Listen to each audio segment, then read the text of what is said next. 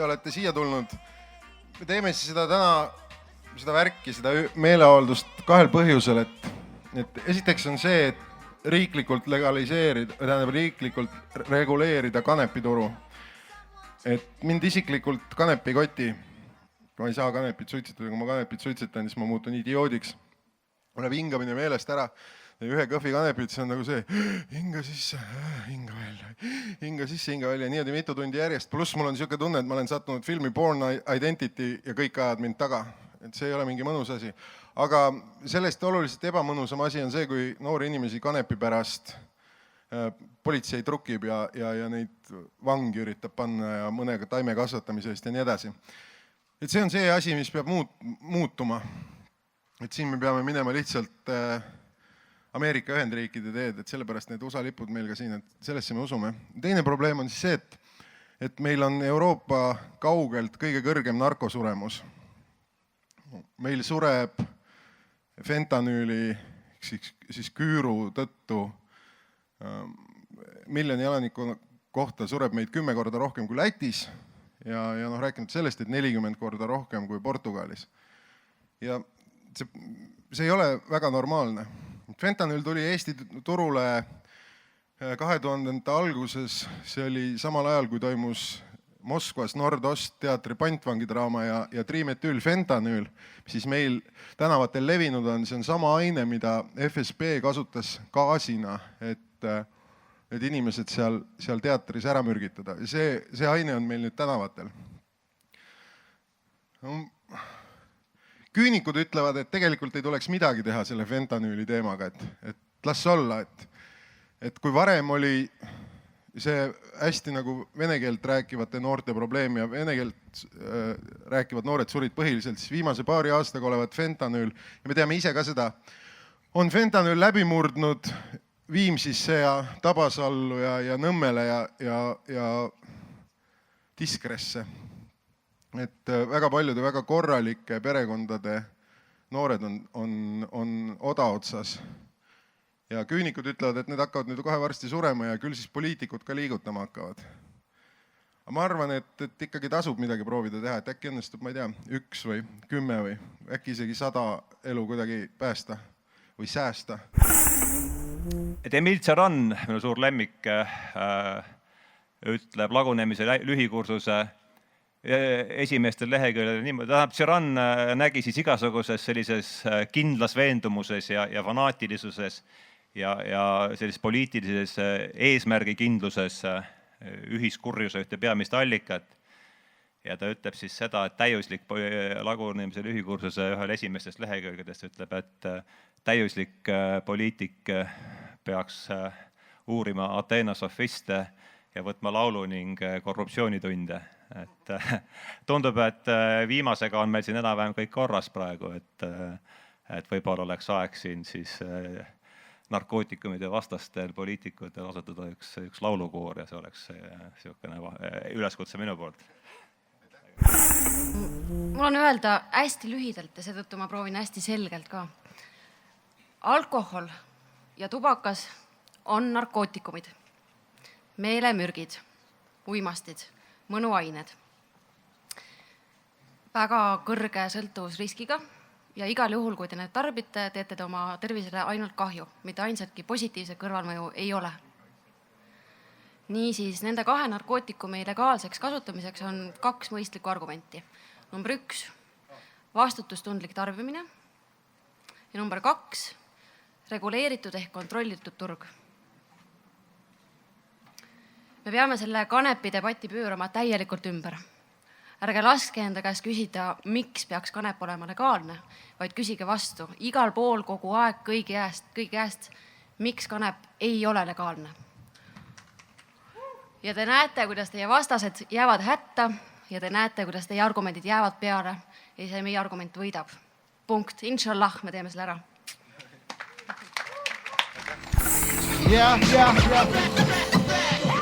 Mulle aitab, las ma lendan ka, mul on enda tiivad, mul on enda sära. Mulle aitab, las ma lendan ka, ma olen vaba nagu lind, ma tahan lennata. Mulle aitab, las ma lendan ka, mul on enda tiivad, mul on enda sära. mulle aitab, las ma lendan ka, mul on vaba nagu lind, ma tahan lennata. Mul oli täna väga huvitav hommik siin Riigikogus, et ma vaatasin, kuidas inimesed hiilisid mööda koridore ja keegi ei tahtnud tulla meeleavaldusele rääkima. Et poliitikutel kipub olema selline komme või instinkt, et kui keegi räägib narkootikumidest, siis nad lähevad higiseks ja teise tuppa. Kui me näiteks liiklussurmade osas ikkagi oleme edenenud aastate jooksul, 90-ndatel hukkus palju rohkem inimesi kui täna, isegi enesetappude osas, kui Eesti on küll väike ja depressiivne ja puha, aga ikkagi on neid vähem kui varem, siis narkosurmade osas on ju täpselt vastupidi. Ja kui selles olukorras keegi tahab öelda, et see meie narkopoliitika töötab ja keerame veel kõvemaks, siis see on ilmselgelt haige jutt. Nii et teeme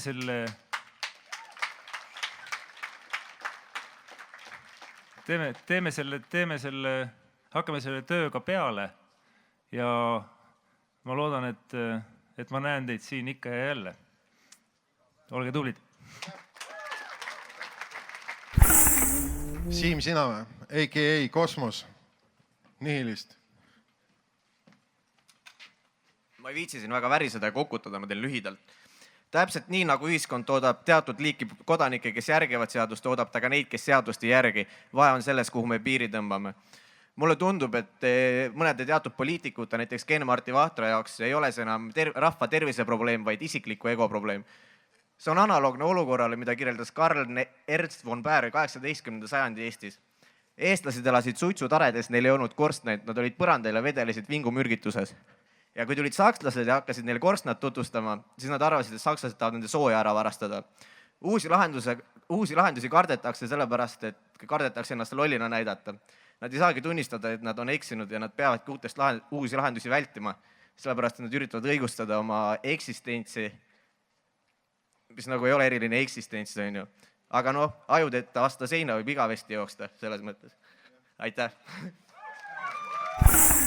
Meil tuleks õppida hoolima inimelust.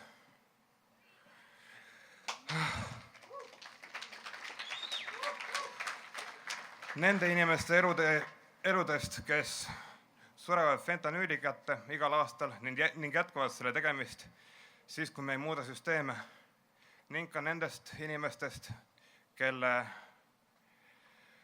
elukvaliteeti ravikanep võiks oluliselt parandada. Aitäh! Tarmo muidu Märjamaal elas, auto oli kiire ja naine oli meelas. Nüüd istub kinni Venezuelas, sest õhtusöögiks ta alla neelas. Mitte neid Statoili kabanoisse, vaid kokaiini täiskantoisse, et ilmsiks ehitada õhulosse ja mitte vihastada oma suuri bosse. Fakt on see, et see on niinimetatud sellise uue aja või uue ühiskonna probleem. Aga meie käsitlus sellest jääb väga stigmaatiliseks ja ühiskonna muutusi mitte arvestavaks. Ja minu jaoks ehk olulisemgi. Fakt on see, et need inimesed on kõik kellegi lapsed.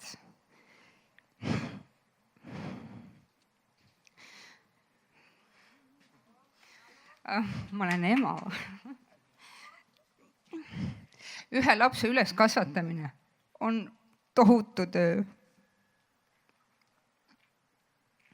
Ja väga mugav on mitte mõelda, et meie lastega seda ei juhtu või meie lähikondlaste lastega seda mitte kunagi ei juhtu.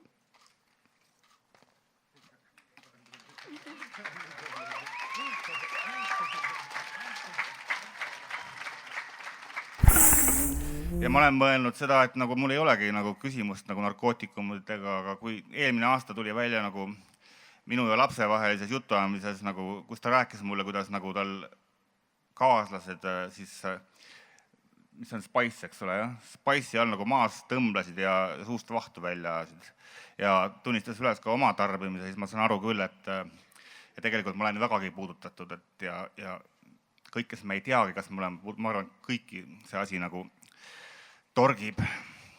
Et mina kirjutan küll sinna paberile alla, et ma arvan, et need need 100 inimest, kes lähevad Fenta alla aastas, on ju. Kas meil on mõni inimene üleliia? Ma ei tunne. Mulle ei tule küll pisarad silma, aga ma arvan, et meid on nii vähe, nagu, et me ei saa lasta kellelgi niisama ära minna. Aitäh! Teie ülesanne on ainult teha hääl. Tehke hääl. Tehke hääl. Tehke hääl. Tehke hääl. Tehke hääl. Tehke hääl. Tehke hääl. Tehke hääl. Tehke häält. Tehke häält. Keeran end käima kui grönen, seisan pöönel, eetris kõne, peas toimub riigipööre, jalge alt õõnes, panen põumistab lööre, kes investeerib, kes tümmab lööre, kriitik teab must kõike nii põne, pea meeles punane kulke kire, kõigil elada vaja, palgamõrvar ka tööle. Salasõda. Religioosne õudus, peidame nõrkusi teistleme. Et maailma olemus on tegelikult muutumine ja kui on tehtud mingeid vigu senises poliitikas, siis tuleb neid tunnistada ja tuleb muuta. Et ma arvan, et seda julgust, et seda välja öelda, seda on võib-olla tõesti poliitikas vähe, aga mis siis, ärme lähtu sellest, mis on, püüame siis muuta ja püüame teha paremini. Üks Eesti inimene, kes läheb mingi solk fentanüüli hulka ja kaotame selle, see on liiga palju. Meditsiiniline kanep, see on ka liiga palju, aga see on igatahes parem kui üks inimene. Ma ei taha küll midagi Joko kohta öelda, ka Erki Niilase kohta öelda, kuid nende käes on võim. Kõige naljakam lugu on see, et nende käes on võim ja nad tulevad rääkima seda, et nad ei saa mitte sittagi teha. Tähendab, see on kõige naljakam koht, et ma tulen ja ütlen, ma olen liberaal. Ei ole sa 3 punkti. Ma olen ikkagi koolijuht ja jõudu meile. Palun teeme rinde. Palun saame kätte selle võrgustiku, ajame selle fentanüüli raisk minema. Ma olen ise keemik. Tähendab, ma tean, mis asi see on. Tähendab, ajame minema, teeme seda asja. Kui me koos teeme, me saame hakkama. Ei maksa loota sinna peale. Nad ju korjavad allkirju ja tugirühma. Aitäh teile! Come on! See on ajalooline hetk siin maja ees. Mendi! Ei! Kapo! NATO! Lihtsalt perse need mendid! Ai! Gestapo! NATO! Koks! Perse need mendid! Kapo mendid! NATO mendid! Lihtsalt perse need mendid! Gestapo mendid! NATO mendid! Lihtsalt! Meid on neid, kellel on kogemusi erinevate psühhoaktiivsete ainetega, on Eesti Vabariigis 100 000. Me ei ole mingi väike vähemus. 100 000.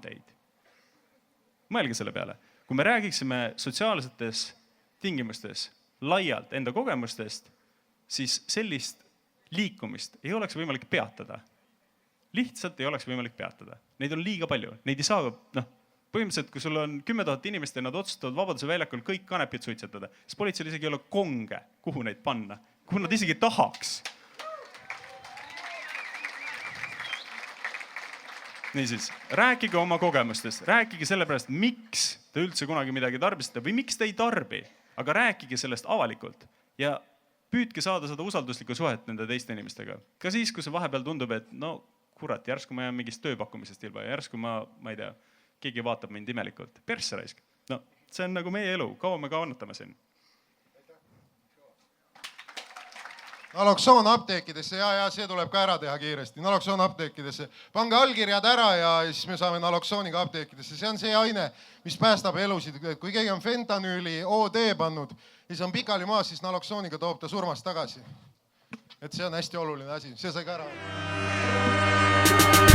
Sõela sisse või elu riste Rihanna fentanüülist läbi. Mami, eluga sünkroonikel, vägivallale ei, kuigi su elu kontrollib relv, homi.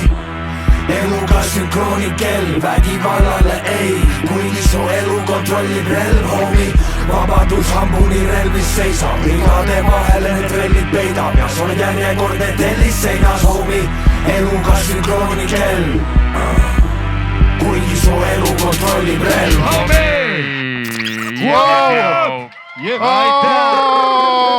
Nüüd kõik fentanüüli süstivad. Sonja! Ah!